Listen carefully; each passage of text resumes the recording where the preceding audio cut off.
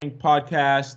We are in the Michael Jordan episode. It is episode 23. And today we have, y'all want to introduce yourselves? I'm John Evans. And I'm CJ Champion or Christopher John. And I am Isaiah Rivera. And today we are going to be talking about Dunk League. Yeah, but before we do that, I have an intro to this because triggered. I got triggered. Now I got to rant because every time I get triggered, I have to rant. A couple triggers today. Been pretty anxious about it. I don't know why. I hate social media. I hate social media. Looking directly into the camera. I hate social media as well. CJ? I don't know. I'm okay with it. Just chilling. You're on it. Yeah, that's true. Huh. I don't know. I don't care. Like for me, I have to respond to people to keep engagement high, and I'm pretty sure that my sales and like how business goes is predicated on my ability to connect with people. So that's just very stressful. Like it's too many relationships. Sometimes I like don't want to answer stuff. Like I post a story and people just like ride my ass about it. Like very rarely do I just get some positive feedback. Hey man, we really love your stuff. No. The people that DM you are the ones that want to argue with you. Those are the people that DM you. Or they're like, hey, can I have free tips? Or, which Isaiah made a rant today about, because how many times a day do we have 10 to 12 kids DMing us saying, do you have any free tips, advice? Here's a tip. Get a real job. No, I'm playing. Wow. To address that, I'm going to address that on the podcast. I went on my YouTube and I counted how many workouts I put up, how many workout videos I put up of me doing everything in the workout. It was 53 over the last year. I've posted 53 lifting and training videos. That's including my dunk technique advice videos, my 24 to 36 inch vert videos, all the tutorials, all of them, 53 videos. And all of them, I usually say tips on it, what I'm thinking about. If I was in you guys, like in those kids' shoes today, and there was a pro dunker that knew what he was doing, he was posting all these workouts, you know how freaky I would be right now just from doing the workouts? Like I wouldn't need anything. Like I could just do the workout, you know what I mean? So like it's there. It's there for you guys. The free content is out there. So I am as nicely as possible asking you guys to stop asking for free tips because we are busting our asses already making a lot of free content. And yeah, even this podcast, this is the 23rd episode. Each episode is about an hour. That is a full day's worth of pure gold jumping content and training content. All right. We're creating more free content than other programs give you that you have to pay for. Like you can learn more from us for free than buying another jump program. Yeah, it's almost like a positive feedback loop. It's like the more we give you for free, the more you ask for free. But then you ask the same questions that we've already answered. And I know a lot of I would assume if you're listening to this episode, this is not you.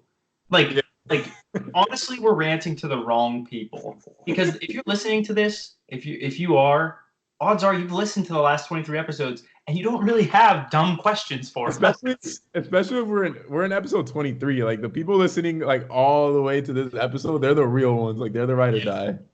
So we appreciate y'all. We love you guys.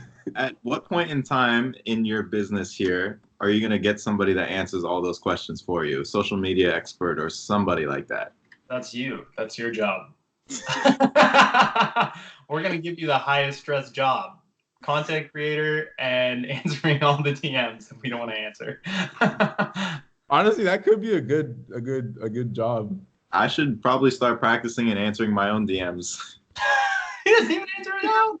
All right, CJ, we're gonna need screenshots of our DMs. That'll be your resume. Content creation is really stressful. Like straight up, it is a full-time job. If you want to just do social media, like there's a certain tax or a certain like it's taxing, like emotionally taxing. So like it does take a very special person to want to do that. Like, I mean, honestly, if we were to add someone else, that would probably be see, it's difficult too because like we can't just have one person answer all the DMs and stuff because some of the DMs are related to their training. And if you don't know about the training, then you couldn't answer the questions effectively or make the changes to the training. So like we have to be in contact with the athlete. So like that would probably be a coaching responsibility. But as far as like content creation and like DMs and just like stupid. DMs is a lot of like time. Like even right before we started doing this podcast, I was in the process of answering my DMs that I haven't gotten to in about a month because of making the website and all that stuff. But I only got through. So you know on Instagram how you can separate DMs by like general and then Yeah, I private, do that really well. and then you also have your requests. Yeah. I was only getting through all the ones in my general section. So it's people that have already DM'd me that they're getting back to me again. And I was like an hour into it and I still haven't finished. Like a straight solid hour of focused like answering everybody.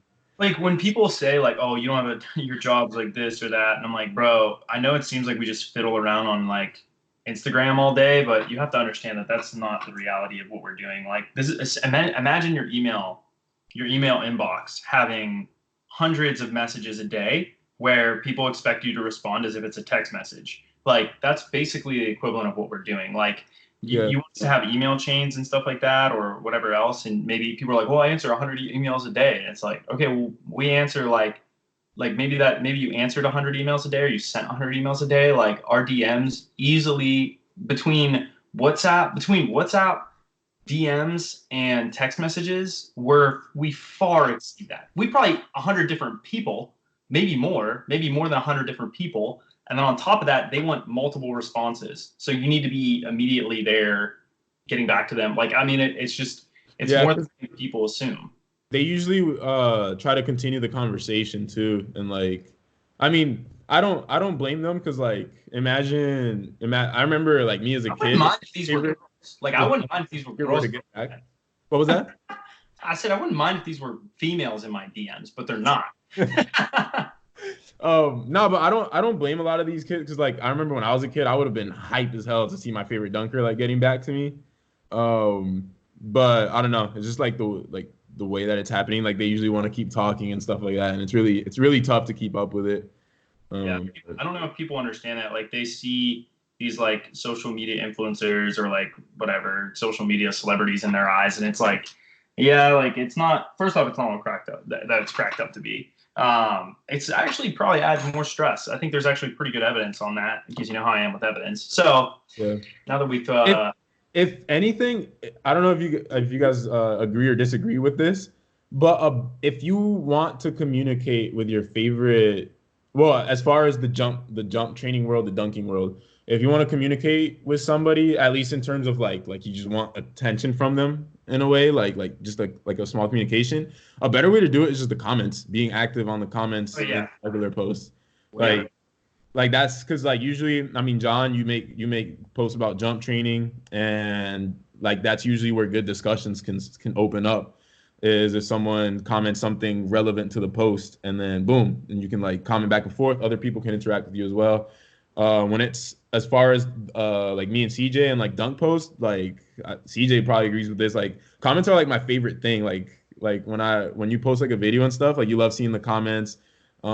People ask questions there. Like I like it a lot. They can be funny. They can be creative. That's my favorite when people. Yeah, and I always like it. I'll try to get back to the ones that like I really like or whatever. But like I usually like a lot of them and stuff. So that's a better place to communicate with a dunker. And then it's really tough. I mean, the reason we have a job training people is like that's our job is to train people and to make customized plans, to analyze technique and stuff like that. That's not something that should go down in the DMs. As they say. Yeah, and so that's really the rant on it. But I made a post today on Instagram, and maybe you could make the argument that these are maybe you're sitting there and you're like, John, these are self-induced. You did this to yourself because you're an idiot and you decided to post that. And, maybe you're right. But I took a hot take today and I said, I believe that track and field training and dunk training is more complex than basketball training.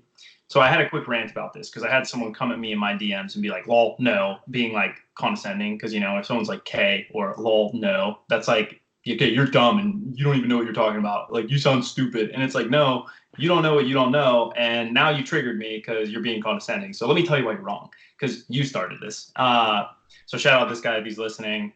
You're the best, man. No, I'm just kidding. I had a couple people comment on it, actually. I thought about deleting it, but I was like, I don't really care. I put opinion at the top. Like, I I prefaced the entire post with that. So I want to go into why I think that this is the case, because I didn't really divulge in the thing. So now I can tell people go to 10 minutes and listen to the podcast from yesterday.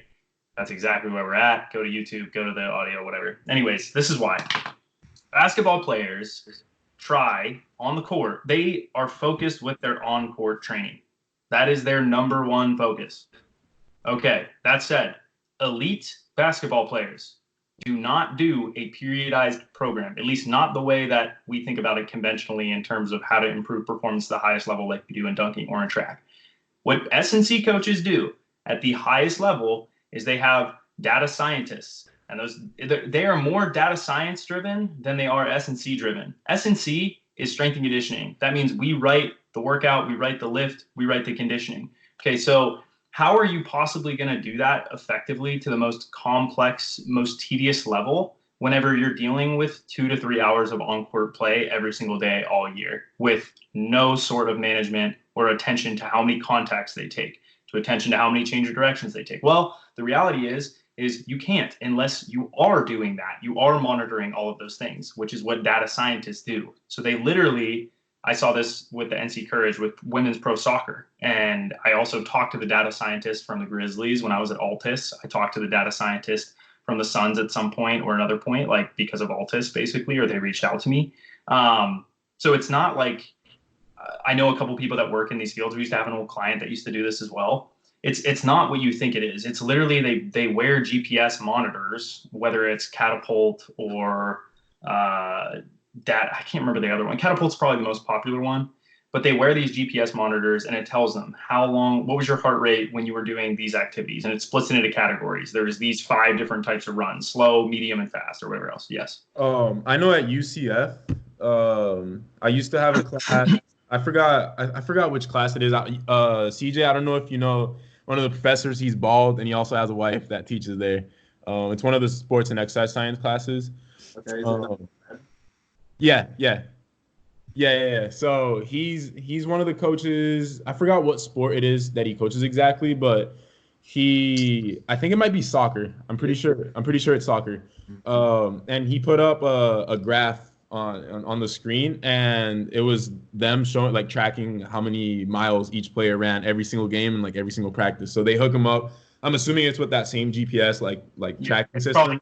There's a bunch of them. Like when I was at Duke, they had Catapult. That's what we used at Duke. Yeah, and yeah, they basically track the players, like how much they ran, and then they would adjust how much like they would do in practice according to that. Well, the reality is like periodization just means you're breaking things into cycles. Well, you can't do that you can't break it down to an exercise by exercise level and look at what's prior to it and what's coming after it, because you don't know what they're going to do in their practice. Like, we have control of those variables, so we can do things way more complex and periodize things in much greater detail or more complexly, because we know what's to come and we know what's prior to it. At least we have way better control of those variables. So would you say that the difficulty in periodizing a program is based on how many variables you have control over? I think I wouldn't word it that way. I would maybe word it, you can get more detailed in your planning if you have control of more variables. Does that make sense? You can have a more detailed plan because you're in control of more variables. And the more detailed you can make your plan, the better, or I guess the more consistent, more complex it is. The more reliable the program can be. The more control it's like an experiment. Like if you had a very complex experiment, right? And you had 100 variables in that, but you had control of all 100 variables. Like realistically, every study, it's very hard. Like the difference between in vitro and in vivo, right? One is in a test tube, one is in a petri dish, another one is a human being, right? So like a human being has endless variables. Like, yeah. You guys know why I know a lot of shit about a lot of shit is because human beings have a lot of things to them that all impact training. So when you're talking about track and field, when you're talking about pro dunking, our goal is to control as many of those variables as we possibly can so that we have a very predictable outcome, right? You know you're going to jump higher because I control all of these variables and I know how the human body responds to all of these variables. I would argue that all right, this is gonna sound like contradicting to what you were saying in the beginning, but I would even argue that training basketball players would be harder if you were trying to periodize, but you can't periodize. So exactly. That makes it more simple. Exactly. This is the issue. You can't. If you're trying to, you are going to. Okay, so it could be. Let me say this. Training basketball could be light years more complex because you're trying to control elements that you don't have control of, right? So it's impossible, right? Like you can't, like you're not the skills coach. You're not the basketball coach.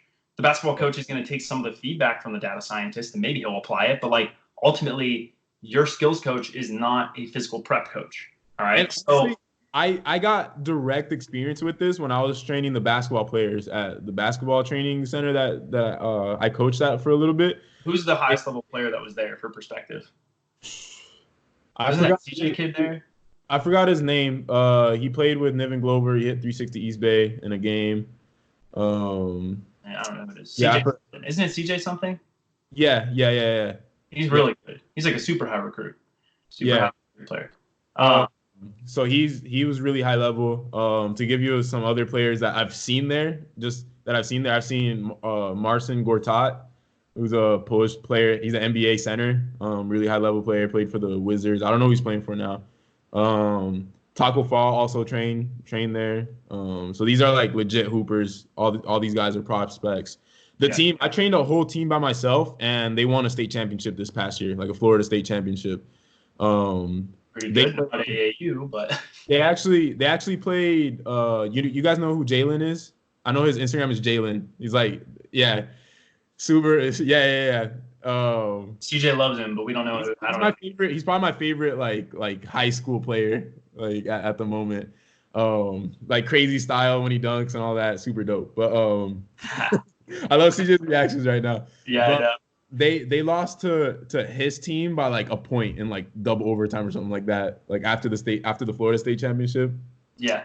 So super high level basketball. Now, what I was gonna get to, I realized how tough like trying to periodize for hoopers is when I tried to periodize and the training plan basically went straight into the garbage can when they weren't recovering properly. They were jumping way more than they were supposed to. They had basketball practice to deal with. They had conditioning from their schools to deal with. So I literally couldn't periodize because periodize is based on controlling intensity, volume, stuff like that. How many jumps they're taking, and you can't. You literally can't control those variables. What did you do? It ended up being more like general strength. Okay. Like so we moved away from like plyos. Like I basically had them do no plyos whatsoever. And then hold up real quick. He just took out all plyometrics. How can you possibly have a more detailed, complex training plan when you removed an entire modality because you can't have it in there? And literally became I don't remember the word that John used, but it's basically controlling like their load, like just it wasn't load management. You mentioned this before when you were first talking to me about this.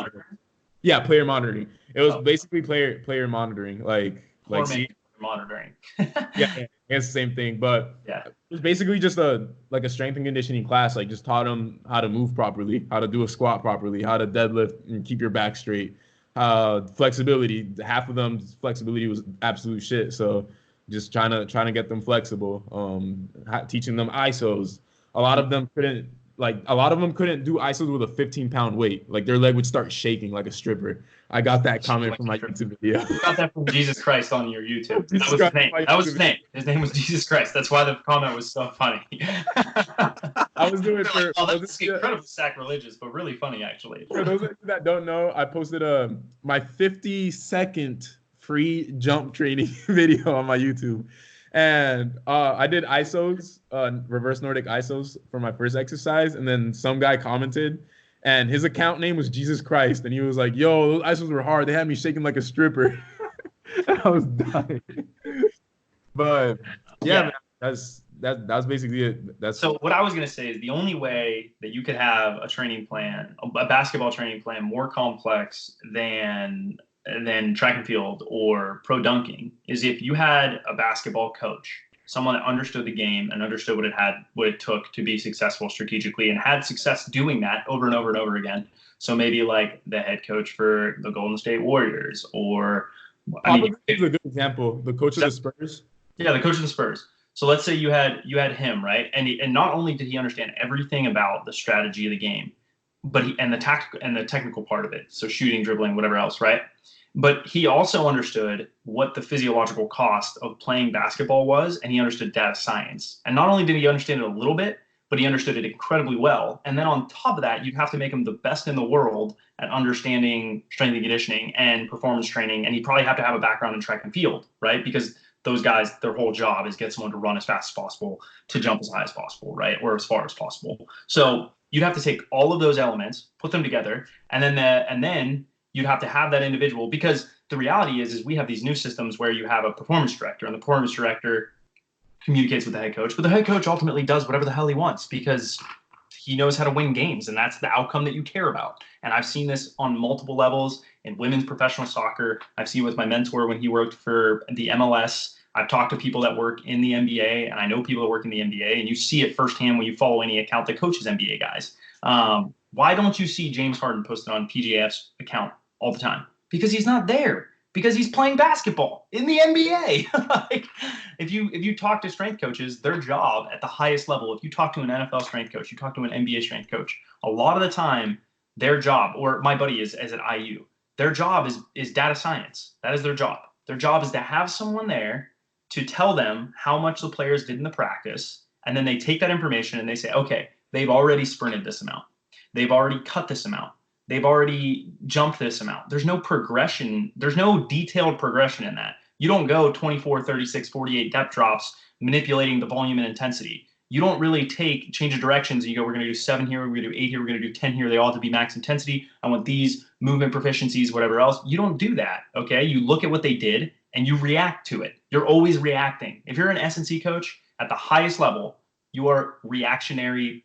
You are programming as retroactively every time. It's biologically dictated periodization, meaning how your body is responding to the training and how you know it responds. They're measuring heart rates usually when they do that. They're measuring, at the highest level, a lot of guys, best case scenario. You want to know best case scenario? I've actually created a monitoring system for guys where you were monitoring 10 or so different variables and you're making assumptions about what level of fatigue. 10 variables is nothing, by the way. Some people have used saliva. They've used blood measures. They've done HRV. They've taken every single day. They've taken their heart rate data. They've looked at sweat rates and the biochemicals in their sweat, and they've measured all the biochemicals in their saliva and in their blood and in their sweat and all these different things. And they've looked at all those things and they graphed them according to and then they looked at the relationship between those variables, and they created these really complex regression models, multivariate nonlinear regression models, and they put them into an equation and they looked at their performance, and then they were able to say this is more important or this is more important. That's the best case scenario. But guess what? You come back to where the rubber meets the road with their programming, and guess what you find? We can't get complex. We can't overload them because they're already overloaded. Like you can't progress them into inertial squats and slow eccentric squats paired with a box squat on different levels of complexity and superset that with plyometrics. You can't do it because they'll die. They'll get on the court and they'll suck. Like, you can't really overreach. You can maybe play with practice times. You can play with the structure of practice and say, let's do 5-on-5 or short-sided games, or let's do whatever else. But that's as far as you really can go as an S&C coach. You think the head coach is going to go, you know what, John? You're the performance coach here. I think you know more about winning basketball games and preparing a team to beat the number 1 team in the country than I do. That's not going to happen. They're not going to listen to you. Like, even best case scenario, if they really respect you, they're still not going to take your word over there and their gut, and they're probably right, honestly. So that's why it's more complex. If you had someone like the person Popovich 2.0, whatever, then yeah, but you're not seeing that right now. So like right now, the reason I had control of those variables for years. You probably could never get to the point because there's not enough time. You can't even allocate enough time to it. You have to be really creative. Yeah. The reason I brought up Popovich is because I believe he was the first one to implement load management with his teams, and he had one of the most successful teams of all time with the Spurs, like long time success. And then with Kawhi Leonard, even though a lot of people hate him, Popovich is the one that first implemented load management with Kawhi Leonard. And then guess what? He started tearing shit up in the playoffs because he was properly load managed. So the stuff works. Like if you do it, like if you listen to a strength coach, like it'll work. But I'm imagining some big brain kid in high school going into practice, and he's got everything listed out, and he tells his coach, okay, I can only do 25 jumps today, 25 changes of direction, 25 of something else. And that's as much as I could do. And I just want to see how that practice would go for him. You know what I did? One of my practices in high school, this is varsity basketball in Florida. You know what my coach made me do? This is right smack in the middle of me having knee pain. I went to one practice, and he had us do backboard touches off one leg.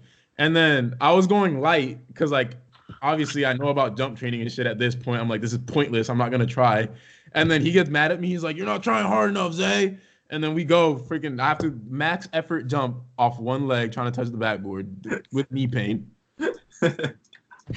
Yeah, dude, it's great. And if you don't do it, even if you have knee pain, you're not tough. Yeah, you're not tough, bro. Your tendons, it doesn't matter, okay? You're not tough. Even though we see if you have tendon pain, your performance drops significantly. It's a very significant difference. And that's after, so the point of the drill, if you were looking at it from a strength coach point of view or a coach point of view, like performance, like it's plyo volume, right? You're trying to get your 1 foot leg bounce up somehow with doing that drill. Like that's how he's seeing it. Meanwhile, we're jumping all day while playing basketball games. We're cutting all day while playing basketball. We're playing 2 games a week. And they decide to put that drill. And that's probably not even the dumbest drill that is performed in the United States as a basketball team. There's probably way more stupid stuff. What's hilarious is that basketball coaches build in conditioning. They build in S&C. They are the S&C coach. Like a lot of basketball coaches are the S&C coach. The S&C coach is an accessory. They are a consultant, if you will. Like that's like honestly what it turns into. You got 10 suicides after practice. There's no progression in that. It's, hey, you suck today. Run more. Go jump as high as you can in these lifts. You're going to do them until you throw up. Brilliant. That's so complex. And the thing is, if you survive, you'll thrive. You'll adapt to that really well. It's just it's crazy. I mean, it's actually like, it's just crazy volumes. And like, that's why you see people come out of the season, they go into track and they like do really well. It's like, yeah, well, if you survive basketball, you probably do all right. All the kids are going to start back talking to coaches thanks to you guys. I don't care. I was that kid. I was that kid, so I don't care. Exactly. Can you imagine equipping a 14-year-old with this information like 10 years ago, 12 years ago? Bro, I was an idiot. I was an idiot when I was 14 to everyone else. I knew nothing, even though a lot of what I did when I was 16 is what I do now. Like 10 years ago, dude, people were like, you'll never be successful. You'll never be great. You'll always be a failure. It's like, oh, sweet, thanks. That was really encouraging. You really built my self-esteem. Like being. Do you know how many people have told me that? Like my people I respected, my head track coach, my head basketball coach, the other head basketball coach in middle school through high school, all the way through. My college track coach, the volunteer coach that I worked with in Northern Michigan. Everyone thinks I'm an idiot. They're just like, oh, you disagreed with me. You're dumb. You don't know anything. Okay, all right, because I'm young, I'm just wrong. That's why when kids like. A lot of people judge like stuff with like your youth. Like they see like that you're young and they automatically assume that like you don't know as much. Like even me as a 16, 17-year-old, I probably could have trained our basketball team better than the coach trained them. Like at 16 years old, being get all these old heads listening to this being like, you're wrong. And it's like, okay, don't listen to who's saying this information. Imagine your favorite coach saying this. Imagine like if you're a coach and you're listening to this, don't imagine it coming out of my mouth. Imagine your favorite coach telling you the information we just told you. You would believe it if they came out of their mouth versus my mouth. But I'm just the ignorant, it all comes down 6-year-old that doesn't know anything. I can't wait till 45. What'd you say? It all comes down to fact checking. Like no matter what anybody ever says, like just fact check it for yourself. Like, look it up. Like me and John have said multiple times, if you can find the research and tell us why something we said is wrong, we will change our views and then we will progress from there. But like, you shouldn't just outright blindly accept something or reject something. You should listen. You should just listen and then be objective about everything. Yeah.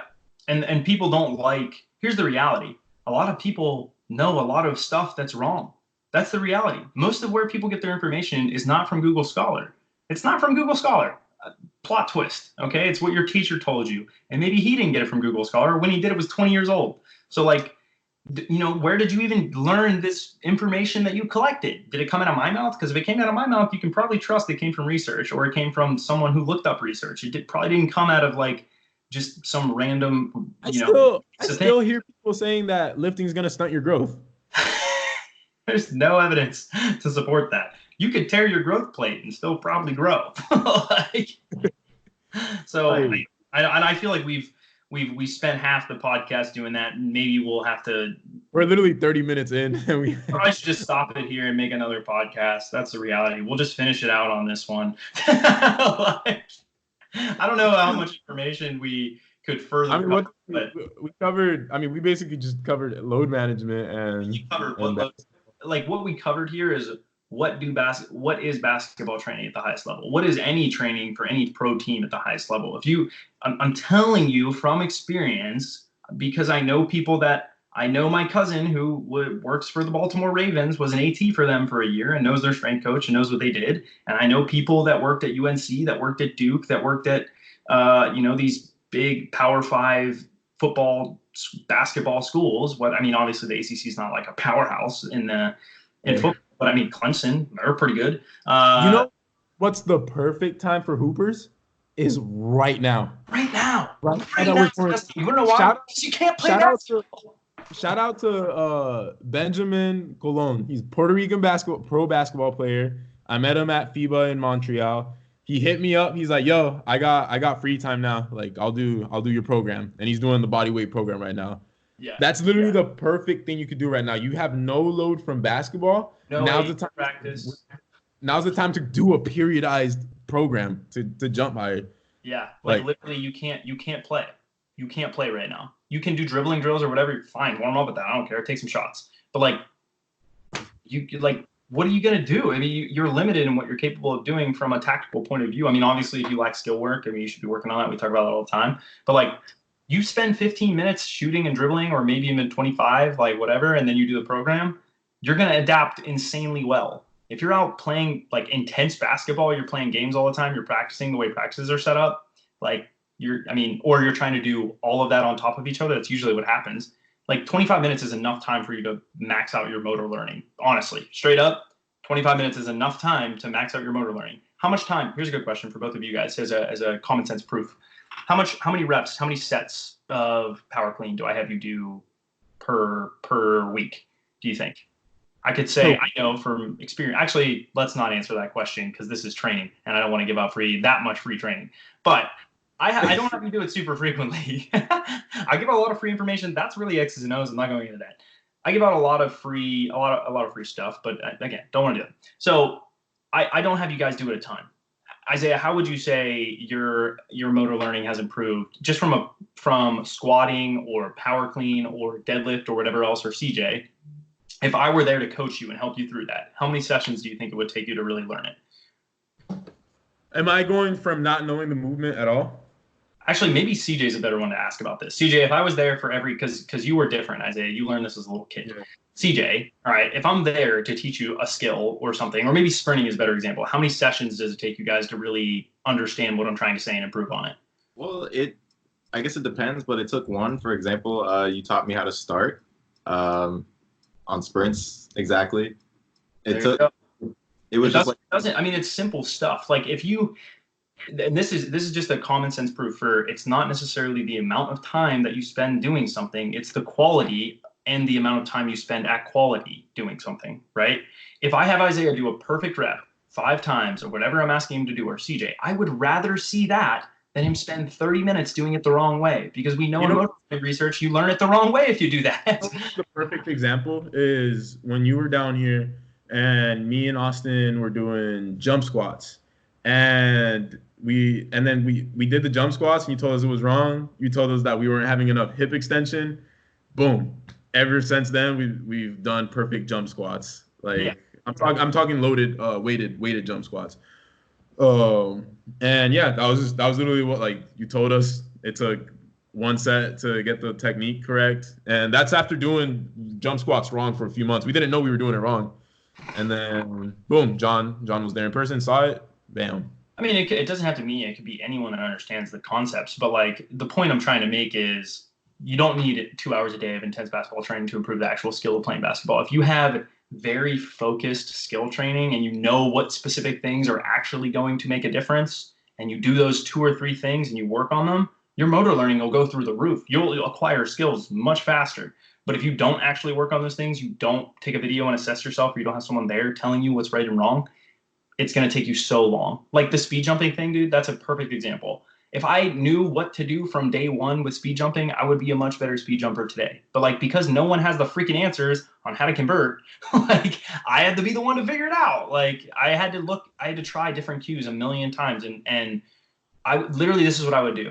I'd take a video, I'd start my camera, do my rep, thinking about one cue, stop the camera, watch the video. Did I achieve the goal I wanted to achieve? No. All right.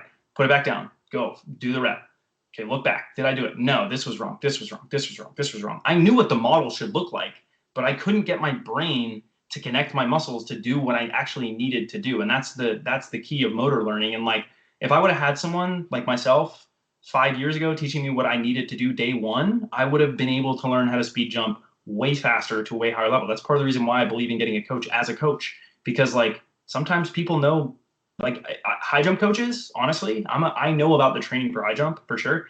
When it comes, I know a ton about the technical elements, and there's still people there's really only 2 or 3 people that I defer to actually that I believe could make me better, despite knowing all that I know. They could give me a point of view or something different that I was willing to try and work on, and they would help me be successful with enough time. Like I would trust them to do that. You know, there are very few high jump coaches in the country I would do that, that I would trust to do that. You know, so it's like, again, motor learning, all those things, you need the right direction. Otherwise, you just can't. I just don't see how you could possibly be successful and spend your time wisely. So right now, best time to train. That was where this started, and I just went on a motor learning rant. Isaiah, were you going to say something? And CJ had his hand up for a while. I was going to say something.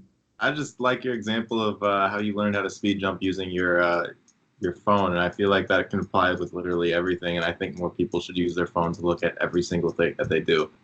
Yeah. I mean, if you like just think about like Isaiah and filming all of his sessions, like for me, that's super useful, because like that's why I want you to film all your sessions, CJ. That's why I want you to post all your sessions, Isaiah. It's the same thing. That's why I want my elite guys to send me their because this is the reality: is the elite guys are the least likely to stay in touch. I don't know why, but they are. Isaiah is maybe the exception because I have to be in contact with him more often, but like everyone else sucks at it. They don't text me until it's like 4 weeks later, and they're like, "Oh yeah, this is great. Like I was adapting great. I jumped super high this day," and then I'm like, well, "I just happened upon it on Instagram, so thanks for that." Like, but yeah, I mean, they're the demographic that is the most autonomous. They don't need as much guidance, so they don't send me as much information. You know, it kind of makes sense. But yeah, I think going back to the whole thing about why track and field is more complex than basketball, it comes down to the fact that you don't have control of as many variables as a performance coach. And I think people thought, oh, the skill training, like the training is skill training. And that's not what I'm referring to. I'm not referring to skill training. Like if you were to look at the 5 biomotor capacities, you would say coordination, endurance, strength, speed, flexibility, right? Coordination, well, I guess I did it like this. But coordination, the first one that I talked about, that's probably the most important biomotor skill in basketball for sure. Like above speed, endurance, whatever else. If you can't dribble a basketball, you can't shoot a basketball, you can't play basketball. It's just the reality of it. Dunking, the skill of dunking is a coordination pattern, but it's highly dependent on your speed and your strength levels, specifically speed strength or strength speed, depending on how you want to define those. So you have different types of speed. You have max velocity sprinting, you have acceleration development, you have limb velocity, right? Like throwing a baseball or swinging a tennis racket. You have limb speed. How fast can you put your feet up and down over what ranges of motion? You have the velocity in a plyometric. You're coming vertical velocity, horizontal velocity. You have those sorts of kinematics and kinetics. Then you have strength, which you could have max strength. You could have relative strength. You could have eccentric strength, isometric strength, concentric strength. You could have starting strength. There's all different types of strength. You could have general strength. And then you can mix those together. So you can have high velocity general strength. You can have high velocity eccentric work. You can have high velocity concentric work, isometric work, max strength work. And obviously some of those are the same thing, but like you can really break it down to as many things as you want. But the skill of dunking depends on those two components, those two biomotor capacities. You lack the neuromuscular and the physiological requirements to do something with high force and high speed, you're not going to jump high. It doesn't, you can't, right? But if you have those prerequisite skills and then you practice dunking, you're going to be really good at dunking. That makes perfect sense to me. Basketball. You can dribble a basketball and have really low strength and low speed. You can shoot a basketball with low strength and low speed. You don't need concentric strength, eccentric strength, whatever else. You don't really need that.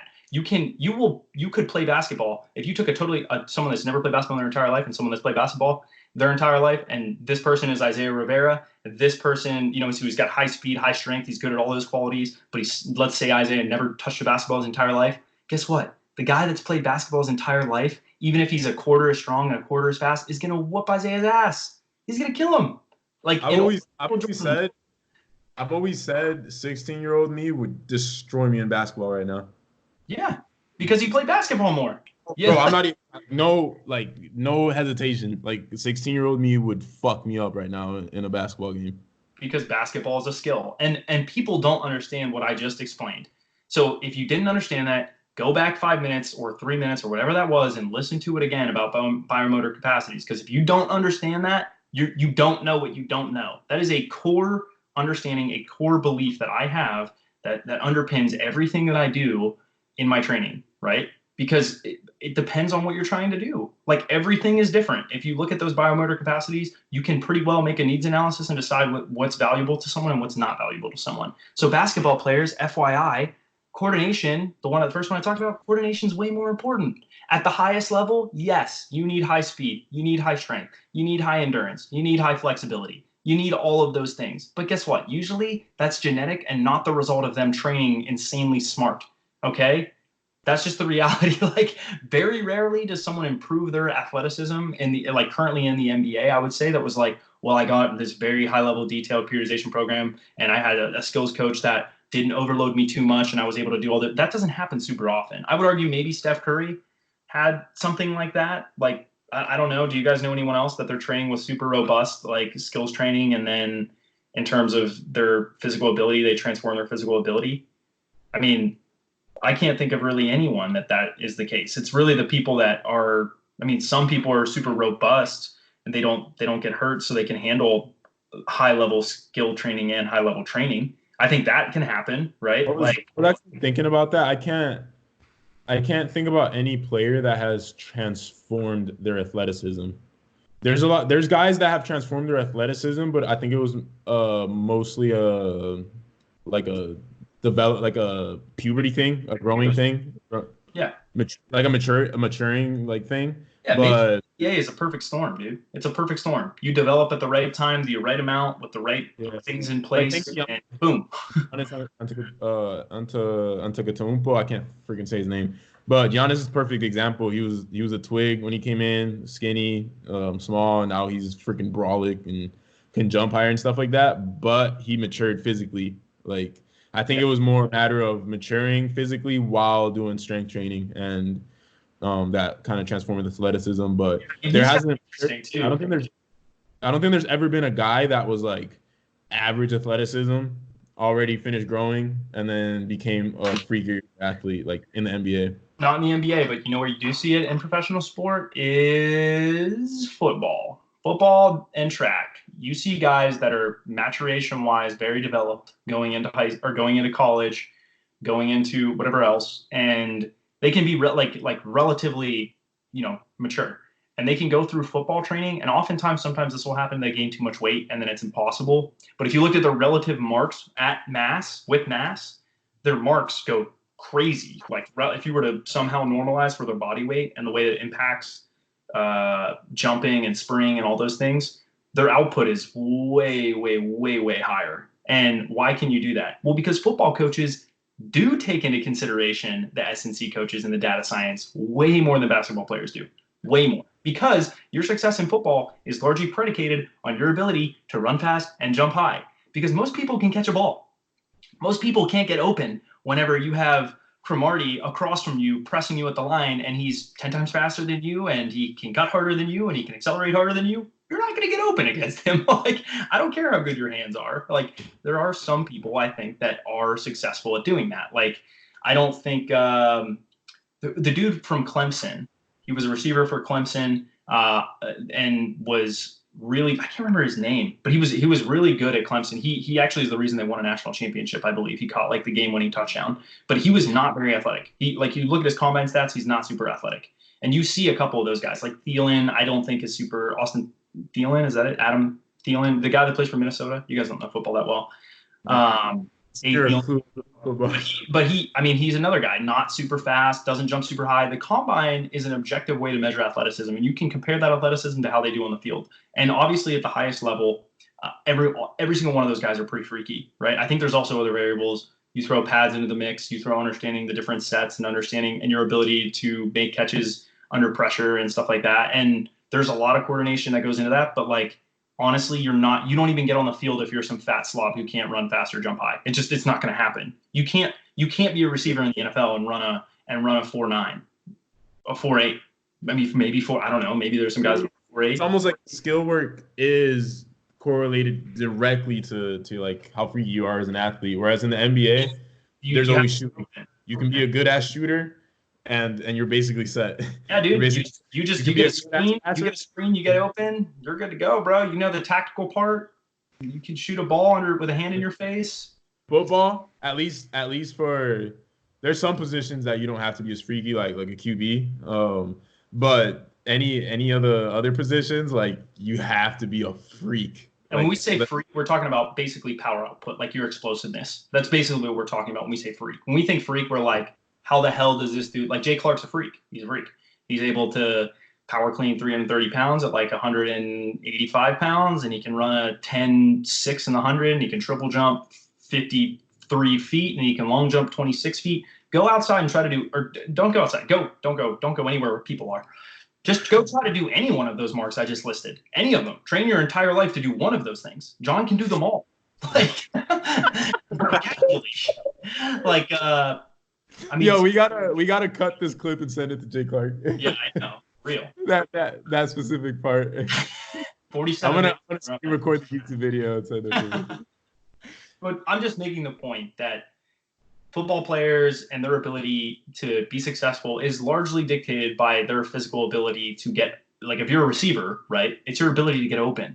Like even the guys that ran a slow 40, their 3-cone drill is probably disgusting. They probably have some other upside. Like they're probably really shifty. They're probably very deceptive, and they're able to get in and out of breaks way faster than the guys that ran a super fast 40 or dash or had a crazy vertical leap or something, right? Like DK Metcalf runs a crazy 40-yard dash, crazy bench press, gets in and out of breaks incredibly slow. 3-cone drill, really slow. He was like one of the freakiest combine performances ever, but if you look at his 3-cone drill, terrible. Really, like in the first percentile, which means he, like, 99% of people are better than him. Goes to the NFL, guess what he does? He runs straight down the field, uses his big ass 245 frame and puts his arms up in the air as high as he can, considering his biceps and shoulders are so big he can't even put them above his head, catches the ball with his massive dinner plate sized hands and runs it in the end zone for a touchdown. Yeah, he's probably gonna do really well at doing that over and over and over again. And you're probably gonna have to create an entire defensive set for him. Or you look at Lamar Jackson or whatever else, right? Lamar Jackson's a freak, bro. I could talk about Lamar Jackson all day. Lamar Jackson can read an entire defense, throw the ball from basically any. Patrick Mahomes is kind of like this too, but Lamar Jackson's a freakier athlete. Lamar Jackson can throw the ball from any position and anywhere on the field, and he's incredibly deceptive and able to read and predict what a defender is going to do and understand what he has to do to get around that person, and he does it all subconsciously. So he can read 6 people in front of him and be like, oh, if I cut this way, if I juke this way slightly, go this way, and then I go this direction. And he's so explosive, he's able to get away and do things that no one else can do. But his decision-making and his ability to see that happening in a fraction of a second and then do it, no one can do that. Like track and field athletes, you put them in a 100-meter dash, go back to those biomotor capacities. Track and field athletes are going to be stronger than him, probably. I know for a fact because, again, I know my cousin was an AT for them. I know what his 40-yard. I mean, we can look at what some of his old numbers are, or whatever else. He was fast. Don't get me wrong. He is a really fast guy. Compared to elite track and field, not even close, right?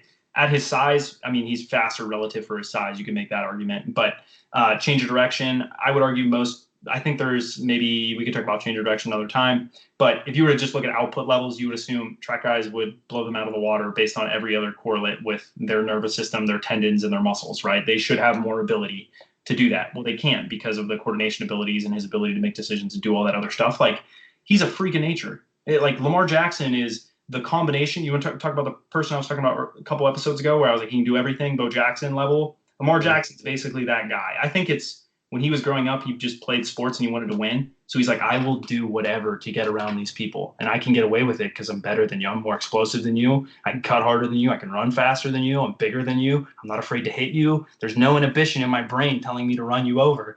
Like, he doesn't care. So yeah, I don't know where I started on that initial rant, but in general, I would say the whole point of what I was trying to say is that football players, they take into consideration what they do on the field. They take into consideration what they do at practice, and they are very good about getting people to adapt long term. And also, how long is a football season? Is it 16 games season? Was that 16 games? 16 games. I would say that. So the season ends in January or something, and I would say, like, guys, let's say they get there at the end of August. So they start the end of August and they go to January or something like that, January. So that would be what we have August. I mean, they probably get to camp sooner than that, honestly. I mean, the NFL, it's different. I don't know. It's kind of different for everyone, and it gradiates accordingly. But really intense football stuff that you're doing, like, when is spring training? Never mind. I know when spring training is. It's in the spring.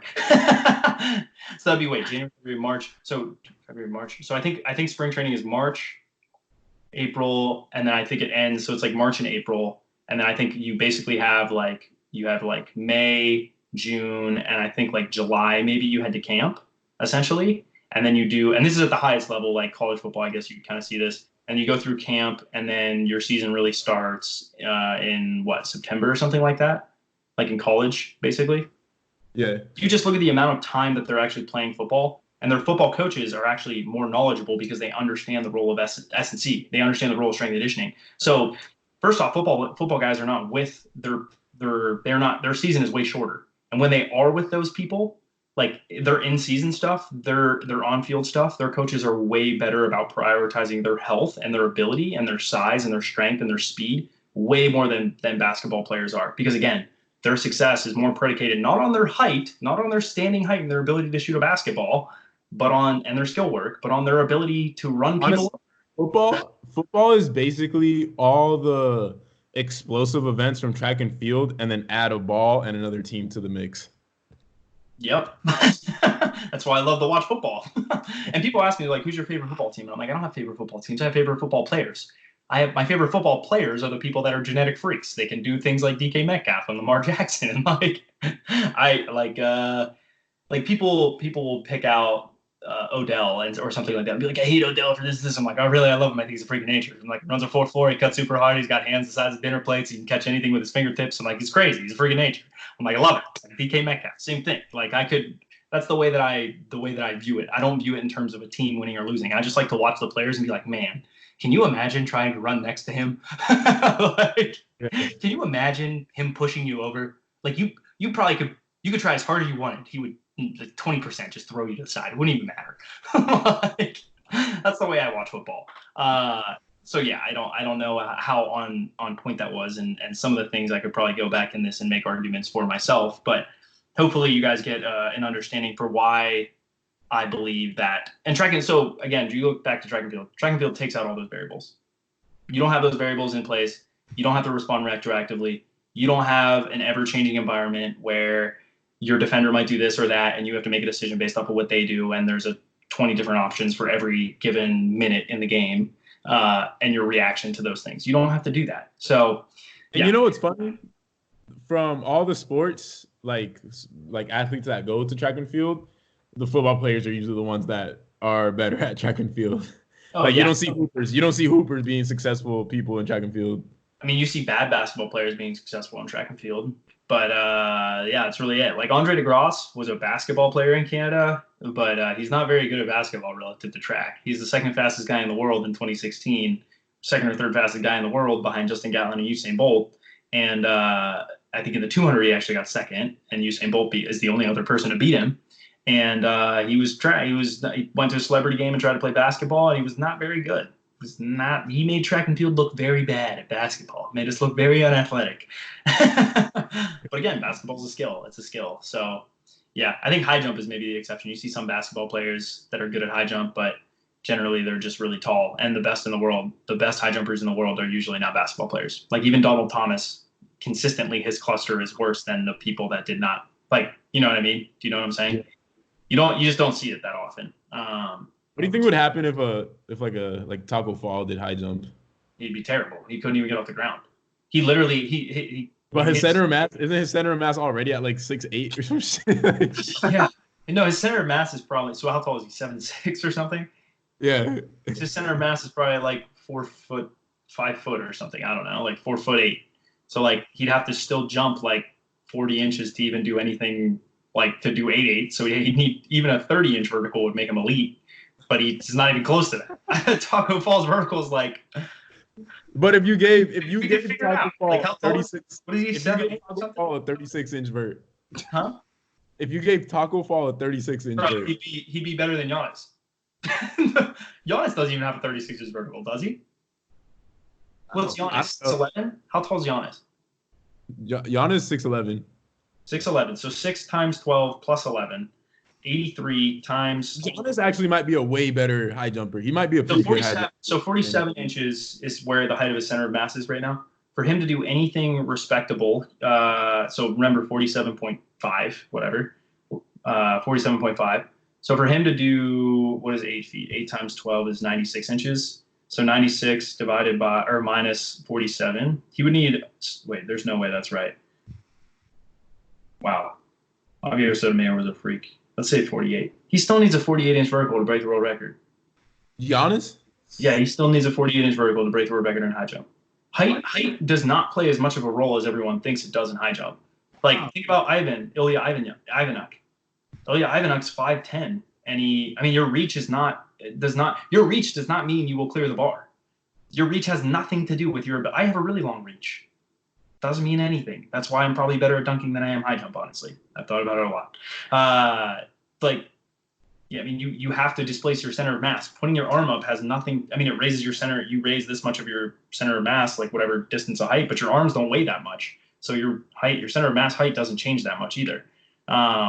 So it's more about displacing your center of mass. It's more about your ability to jump than it is about your height.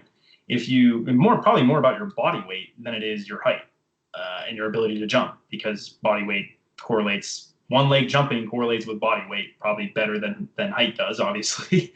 Your build, your tendon properties, those things are probably more important. But again, if you could make Taco Fall have a 36-inch vertical, bro, he would be a freak. He probably even a 30-inch vertical. If you give him a 30-inch vertical, that would probably mean he's significantly faster. He probably can cut probably not cut hard. His limbs are just so long. I don't even know, bro. That's a really interesting point of view. Have you seen him move? Bro, if he had a 36-inch vert, he would be touching the top of the backboard. How about that? Do you know his reach? His reach, I believe it's like 9'11" or some shit like that, or 9'10". Taco Fall, if you're listening to this, we've got protein powder, we've got a lot of food, and we're looking for someone to touch 13 feet. Imagine just take him for a year, like Project 36-inch vert, Taco Fall. Honestly, if you want to talk about considerations for someone that tall, you basically can only have them do partial range of motion activities, because every activity is like 4 times harder. Like, imagine for you what a deep squat feels like at 6'2". Bro, at 7'6" or 7'4" or whatever he is, dude, his femurs are going to be like this much further. His kneecap is going to be this much further away from his center of mass than yours is. Like that, the torque is exponentially, probably, like the moment arm is way, way higher. It's maybe it's linear. I don't know. It's not exponential, but it's going to be way through. Not playing. Don't you dare say that. We can't talk about that. I'm not going into that. We should probably cut the podcast there. We're gonna stop the podcast right there. Isaiah, sign us off. All right, guys. Thanks for tuning in. This was a pretty fun podcast to make. I'm not gonna lie. It was dope talking about all the different sports. I know we were originally gonna talk about Dunk League, but then that took a wild turn. But whatever. We still got some good information out. I had a good time. Learned a few things. And yeah, if you guys are listening on iTunes, give us a 5-star and leave a review for us. Make sure you subscribe on whatever platform you're listening to.